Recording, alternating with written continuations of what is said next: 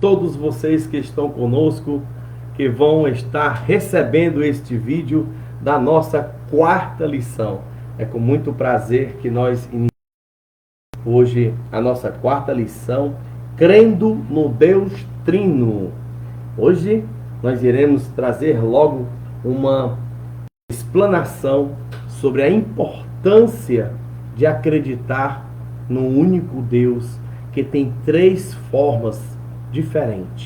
São três pessoas. Mas como é que pode ser três pessoas se é um só Deus? Olha, a gente tem aqui na Terra um elemento a qual você pode usá-lo.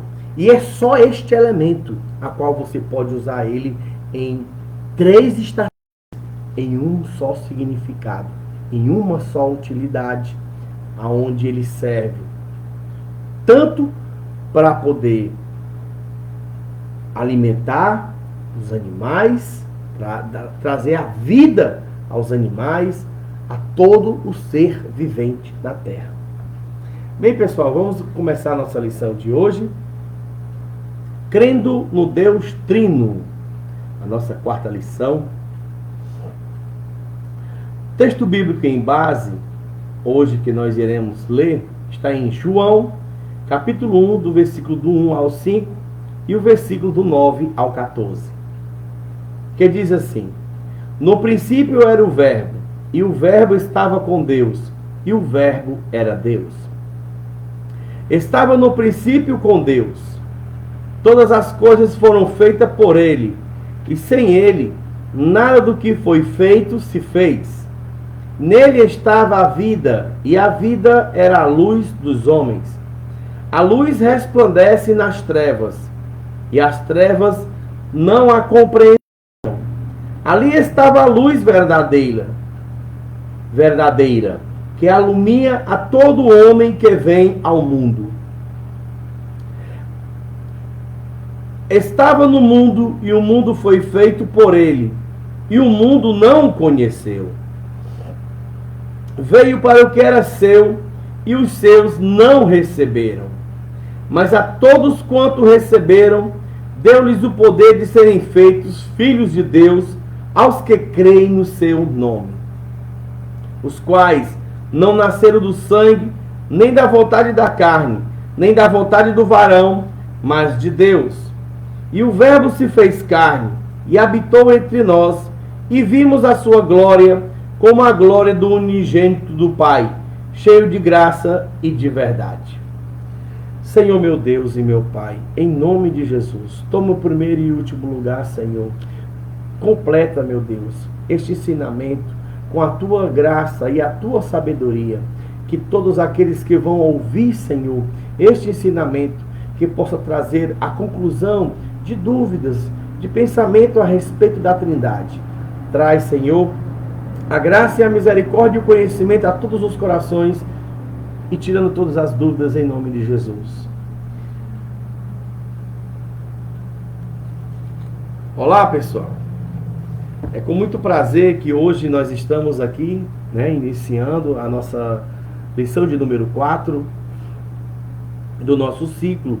E eu venho pedir a você que receber este comunicado, da aula, não deixe de fazer parte, não deixe de trazer ao conhecimento, você que precisa, você que tem a necessidade de conhecer mais a palavra de Deus, as escrituras sagradas, você novo convertido, talvez você não conheça muito a Bíblia, o estudo teológico, esse curso básico que estamos promovendo, não é porque eu sei mais, não é porque eu estudei demais, foi Deus que me tocou. Esta sala, Brilhantes Discipulando de Jesus, é uma oportunidade a qual Deus está proporcionando para você a trazer mais ao conhecimento, você se aproximar mais de Deus, até o ponto de conhecer mais as Escrituras, tirar as suas dúvidas e ter mais clareza sobre as Escrituras Sagradas. A Bíblia é a palavra de Deus, a regra suprema, é a fonte, ela está acima de tudo e nela contém todos os ensinamentos necessários para que nós possamos tirar nossas dúvidas. Pessoal, eu queria mostrar aqui para vocês isso, né? O que é que nós estamos vendo aqui? Aqui você está vendo uma água em formato líquido e o gelo em formato sólido. E nós temos também o terceiro estado, é o estado gasoso, né? Que está no ar, está em todo o ambiente, né? Quando você ferve uma água, ela evapora, e você pode ver de uma forma bem mais abundante o vapor da água, é a sua forma gasosa. Essas três são, até existem estudos, né, pela ufologia, que vem tentar explicar a origem da água. Acredita-se que a água, por esses estudiosos, a água ela é alienígena, né? E sem ela nós não podemos viver. Nenhum ser humano consegue passar mais de 5 dias sem água. Se ele conseguir passar, talvez tenha que se alimentar. A gente até consegue passar meses sem se alimentar, mas não consegue passar sem a água, este alimento tão importante. E é o único elemento, né,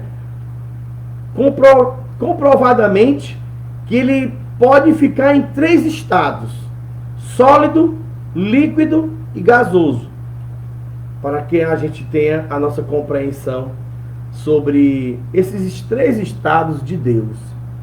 Deus é como se representasse o sólido, o líquido, Jesus Cristo, né, a palavra, e o gasoso, o Espírito Santo, para a nossa compreensão, tá bom?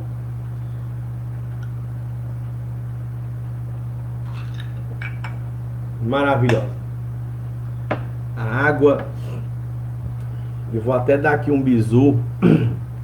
Eu, como uma pessoa que sou ex-usuário de droga, cheguei uma certa vez, eu tinha a categoria D, né, desde 2002, aproximadamente isso, desde 2002 a minha categoria era D.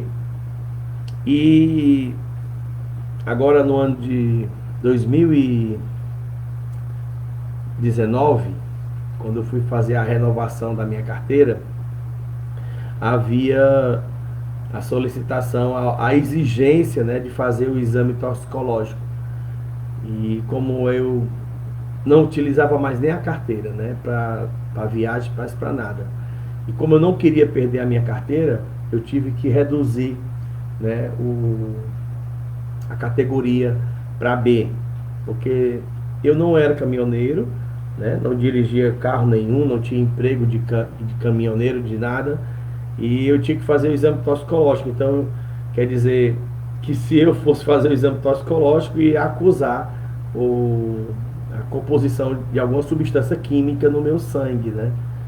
Ou nos pelos, como eles fazem, eles raspam o pelo da pessoa e comprovam que a pessoa tem algum uso, ou de maconha, ou de cocaína, ou de ribite, os comprimidos que usam os caminhoneiros para ficarem acordados noites após noite. Então eu tive que fazer. E eu, nesse momento, eu perguntei, né, um colega meu, o que é que eu faria, que tinha que passar.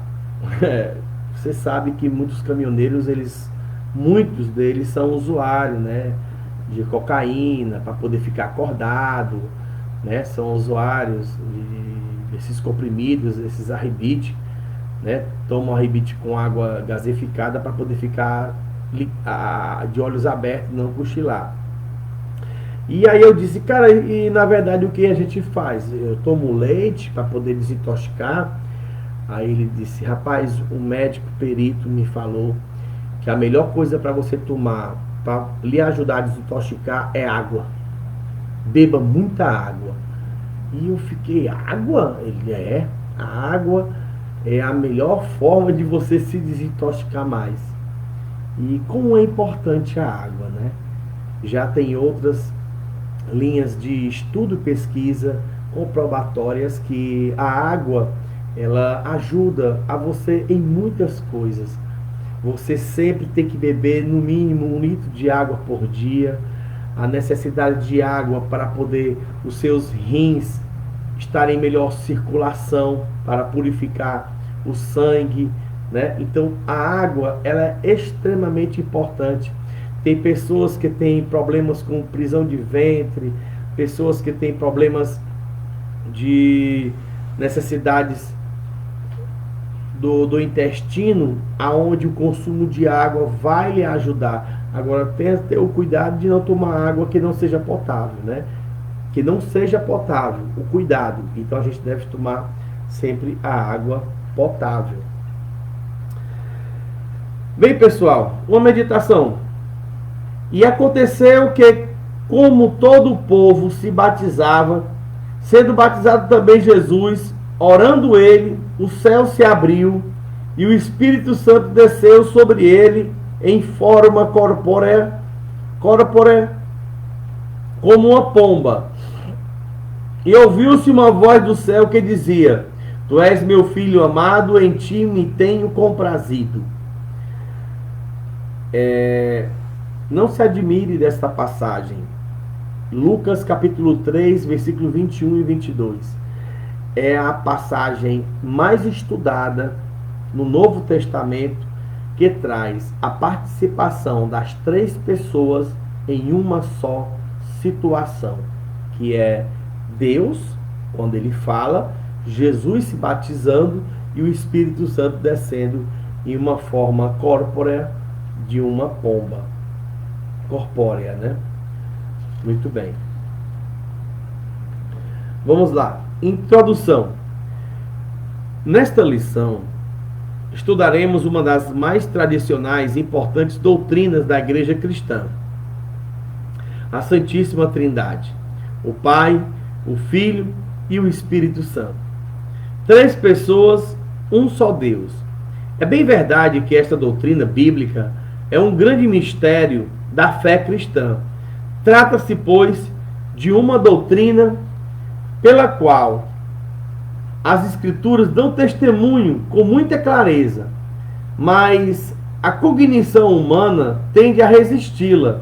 Entretanto, nosso objetivo não é explicar Deus, pois o ser humano algum pode ter tal pretensão. Desejamos apenas mostrar a você que as Sagradas Escrituras dão testemunho do Pai, do Deus Pai, de Jesus Cristo, o seu Filho e do Espírito Santo. E mostra também que as 3 pessoas da Santíssima Trindade trabalham e agem em eterna e profunda comunhão, denotando assim o exemplo como o corpo de Cristo. A igreja deve ser integrada. É importante você saber que esta posição das 3 pessoas de Deus, elas estão conotadas em Deus, o Pai, Jesus e o Espírito Santo. E os 3 são um. Primeiro ponto: evidências bíblicas do Deus Trino. No Antigo Testamento, onde a gente pode encontrar no Antigo Testamento falando a respeito deste Deus Trino? O Antigo Testamento apresenta um só Deus, que se revela aos seres humanos por intermédio dos seus nomes, atributos e modo de agir. As Escrituras do Antigo Testamento lançam algumas luzes sobre o aspecto trino do Deus único. Façamos o homem a nossa imagem, conforme a nossa semelhança.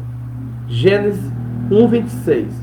Note que aqui a expressão façamos está no plural. Atente bem para os pronomes do plural grifados no versículo. Façamos. Tais pronomes destacam uma comunicação entre mais de uma pessoa. Essas pessoas envolvidas na comunicação não poderiam ser anjos ou seres não identificados, pois não há margem para isso no texto.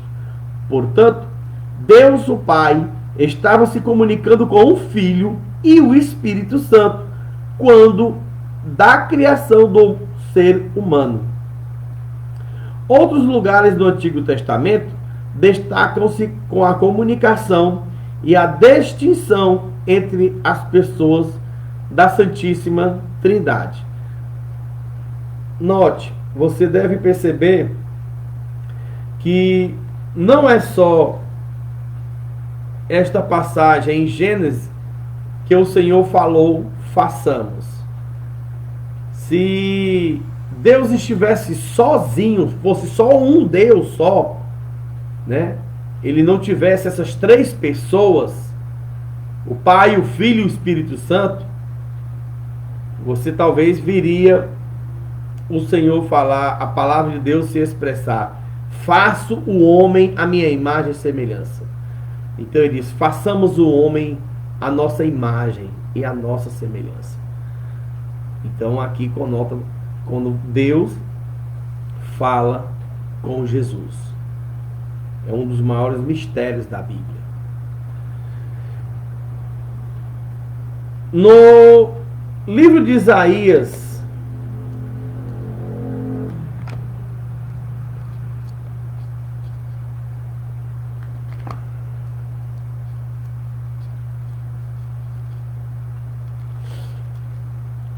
capítulo 48, versículo 16. Chegai-vos a mim e ouvi isto. Não falei em segredo desde o princípio e desde o tempo em que aquilo que se fez eu estava ali? E agora o Senhor Deus me enviou juntamente com seu Espírito. Você vê aqui uma expressão no livro de Isaías mostrando as três pessoas, né? Deus, o enviado, que é Jesus, que a gente na leitura inicial o verbo se fez carne, né? E juntamente com o seu Espírito, com o Espírito Santo. Nós também temos uma leitura em Isaías 63.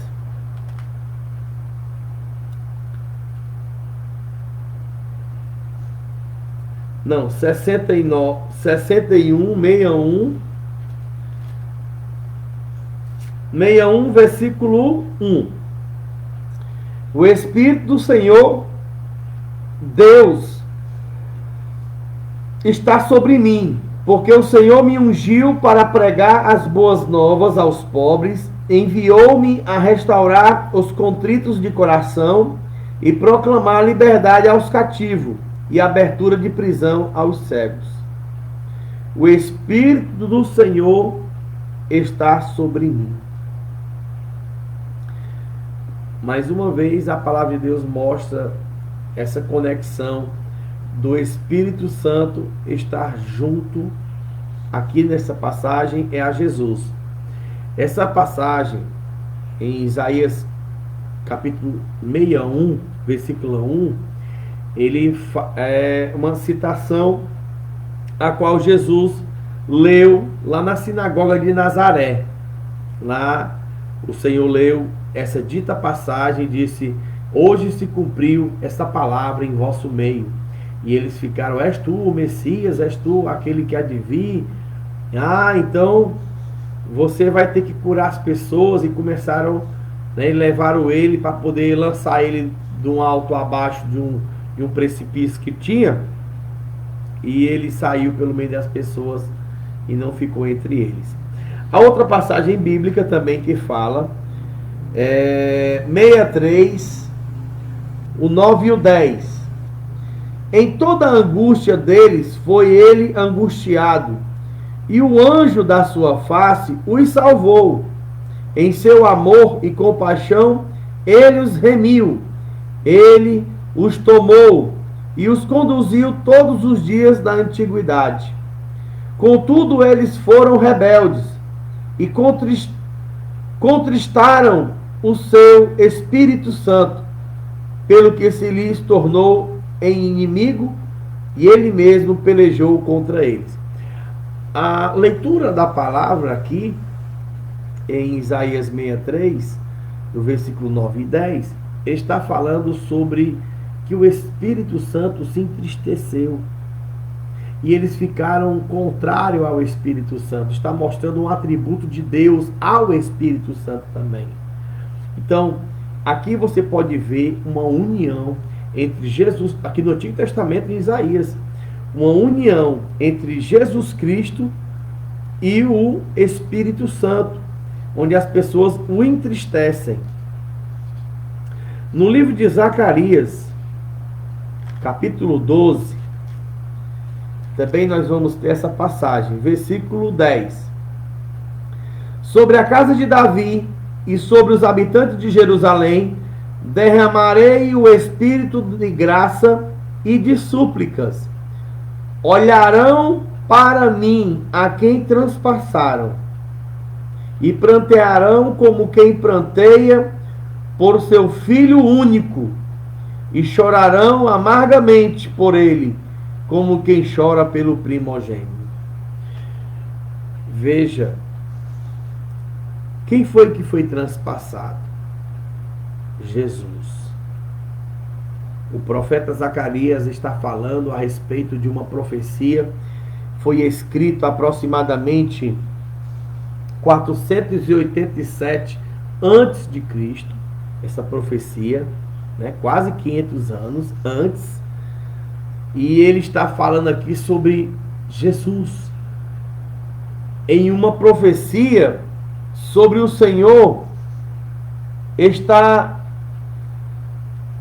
em um determinado ponto onde olharão para ele a quem o transpassaram.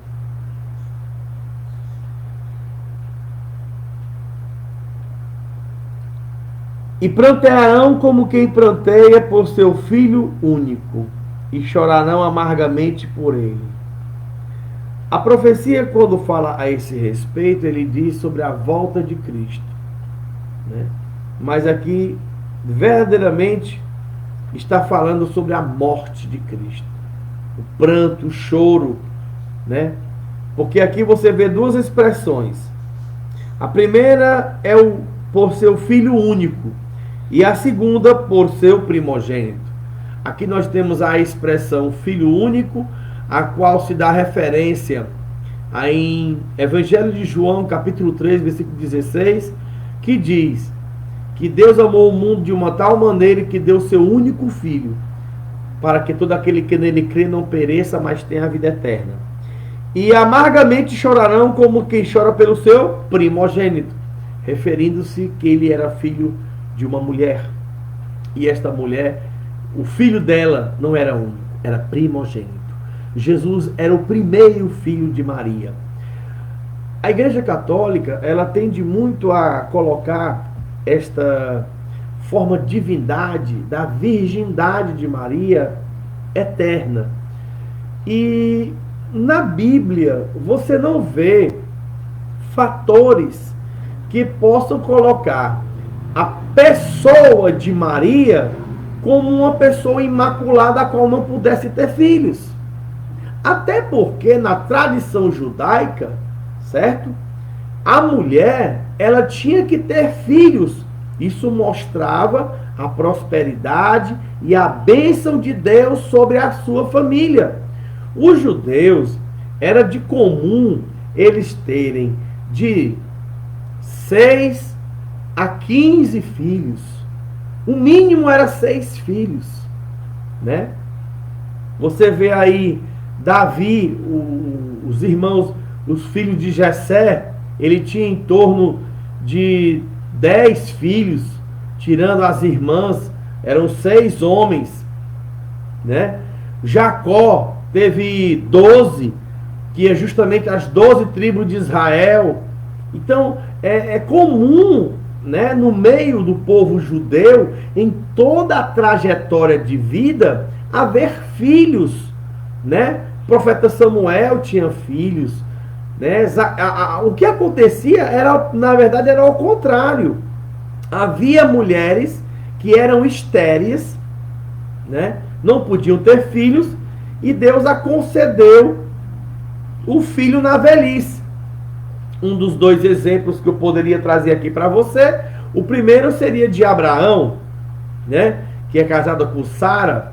Sara foi ter o seu filho Isaac aos 80 anos de idade, né? O outro também, que nós temos um exemplo, é João Batista, que Zacarias, seu pai, ele casado com Isabel, e veio ter filho na sua velhice, em torno dos seus 70 anos. Então foi tudo concedido por Deus em forma de profecia a que se nascesse. Então ter filhos era uma dádiva de Deus. Eu não sei porquê, né? Existem outros que isso é uma linha de estudo mais aprofundada, que traz esse pensamento católico do porquê que se colocava a Maria a uma pessoa que não podia mais ter filhos. E na Bíblia fala que ela teve sim outros filhos. Jesus foi o seu primogênito, onde o Espírito Santo, né, teve sobre ela. E a partir daí, o Espírito Santo, os anjos, né, o Espírito Santo, ele encheu sobre ela e ela se achou cheia, né, o seu ventre. A partir de então, Deus começou a revelar sonhos a José para que ele não a deixasse, porque ele achava que essa história de que ela estivesse, né, grávida fosse algum tipo de safadeza que ela viesse a cometer, tivesse cometido. Mas o que se achava nela era fruto do Espírito Santo. Então, esse comportamento em ele estar junto dela, José, né, em acompanhar ela, dar a fuga para que ela não fosse pega com a criança e tudo, e ele estava despojado com ela, né, como sua noiva, iriam se casar. Então não se vê, o casamento aconteceu, e isso não se vê a proibição de eles continuar a ter uma vida normal e ter filhos, continuar a sua vida de filhos, né? Tanto é que você não vê na Bíblia muitos registros da infância de Jesus. Se houvesse registros da infância de Jesus, possivelmente você iria ver registros dos seus irmãos que ela teve, os seus outros filhos.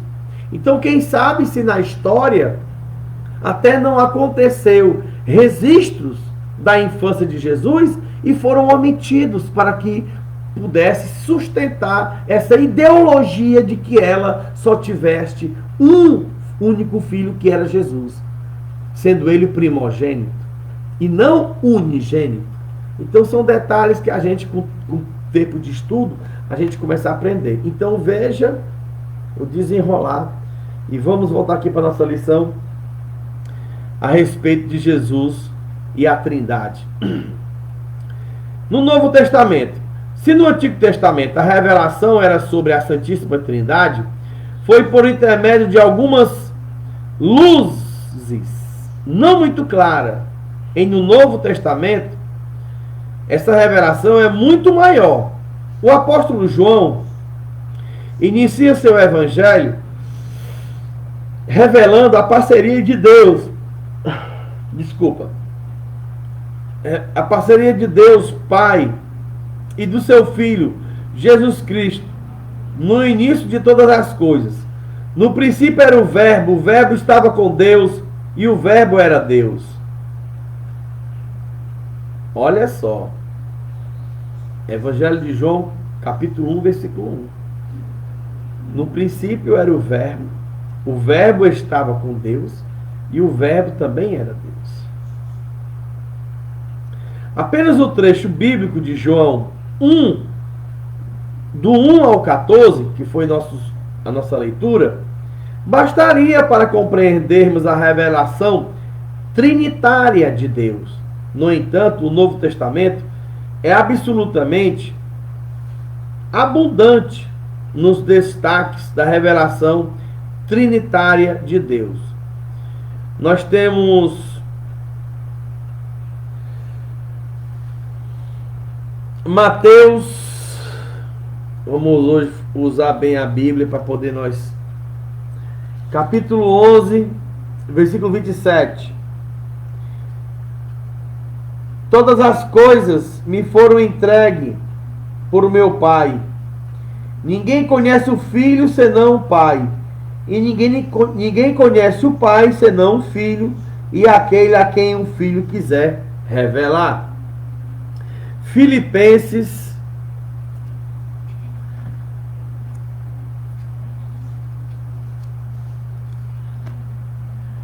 capítulo 2, versículo 10.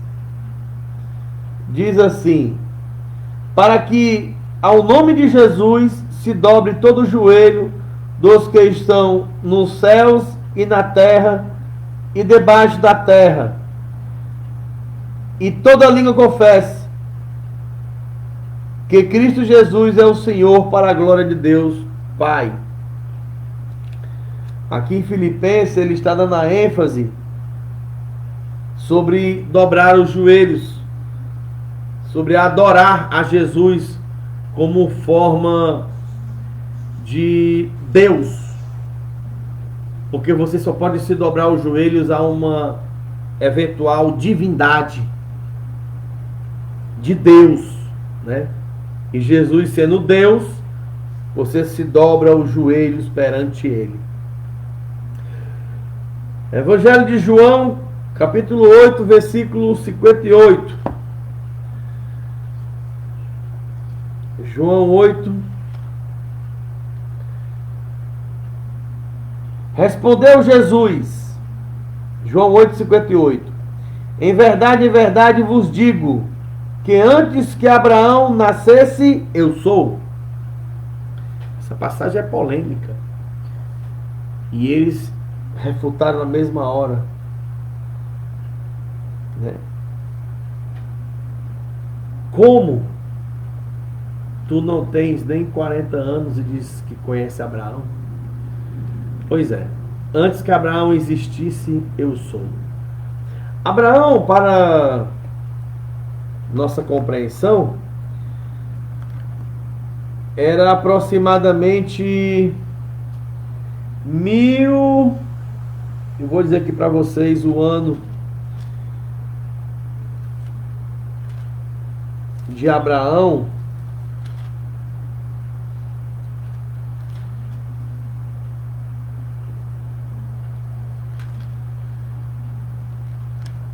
São quase 2000 anos. Lá no capítulo 1898, né? 1898 anos antes de Cristo é o período de Abraão. Então Jesus já está dizendo aqui, antes que Abraão existisse, eu sou. Então ele já existia mesmo antes de Abraão, há mais de 2000 anos atrás.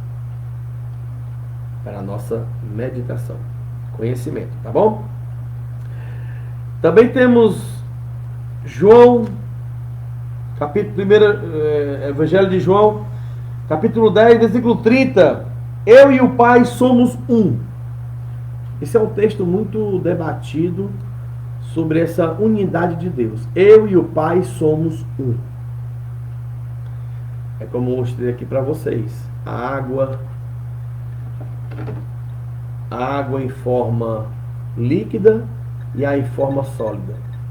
Aqui eu tenho dois elementos? Não, eu só tenho um elemento.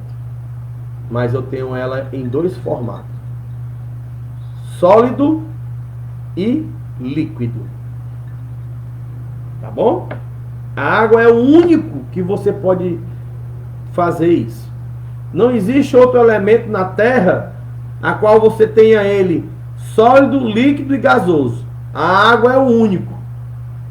Agora, por que não vá se entender com Deus, né? Vá se entender com a ciência. Mas o único elemento na Terra, a qual você tem 3 estados, sólido, líquido, gasoso, é a água. E a água é o elemento mais importante para a sobrevivência dos seres humanos. Colossenses capítulo 1, versículo 17.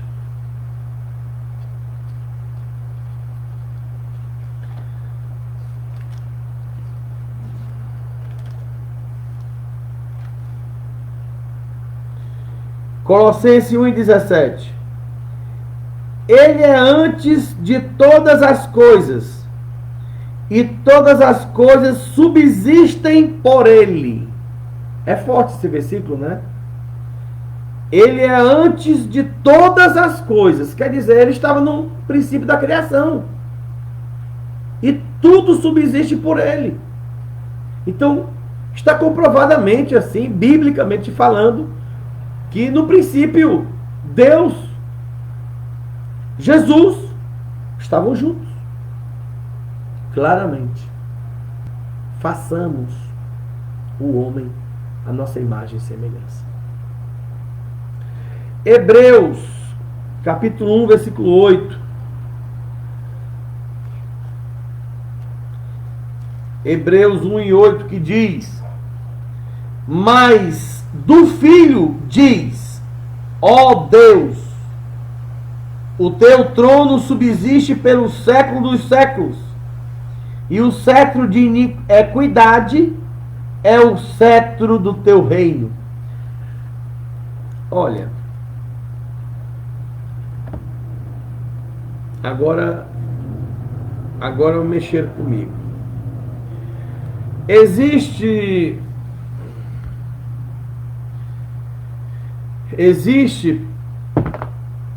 defensores que não acreditam nessa expressão. Dizem que a expressão está numa tradução errada. Hoje todo mundo tem acesso a muitos tipos de tradução, né? Você pode pedir na internet, você vai ter. A Bíblia, o Novo Testamento, em sua maioria, ele é grego, não é hebraico. Para começo de conversa, o Novo Testamento, ele é grego, não é hebraico. E eu vou aqui, vamos ler essa passagem de Hebreus, capítulo 1,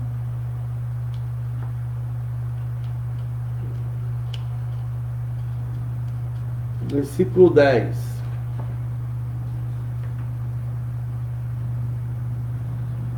Hebreus, capítulo 1, versículo 10. Aqui. Vamos lá.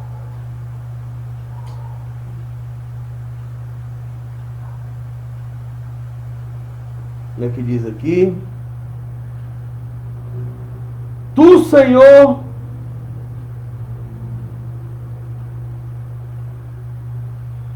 Hebreus 1:8, pessoal. 1:8. 1:10 não. 10 é outro versículo que nós lemos. 1:8. Porém, quer que eu mostre aí para vocês verem? Olha como é que está aqui a tradução interlinear. Meu dedo vai estar bem na frente do 8. Interlinear, analítico, crítico. Aqui. Ó, tudo aqui, ó. Tá vendo? Tá vendo como é que está a tradução aqui? Ó. Esse aqui que é o versículo 8. 1:8. Tá? Ela é grega e tem duas traduções em português. Como é que está aqui, ó? Em relação, porém, o Filho O trono teu, ó Deus, para o século do século, o cetro da retidão e o cetro do reino teu. Não deu para entender muito bem, né? É um pouco complicado, mas vamos lá. A outra interlinear no versículo abaixo. Porém, em relação ao filho, diz. Em cima diz assim: em relação, porém, o filho. Tá vendo como é só uma questão de expressão? O trono teu, ó Deus, para o século. Embaixo diz assim, ó Deus, o teu trono permanece para sempre. Do século, o cetro da retidão e o cetro do reino. O cetro do teu reinado é justo. Essa aqui que é a passagem que ele quer saber. Ó. O trono teu, ó Deus, para o século. Aí diz aqui, na interlinear, trazendo a compreensão melhor. Ó Deus, o teu trono permanece para sempre. Estou falando de quem?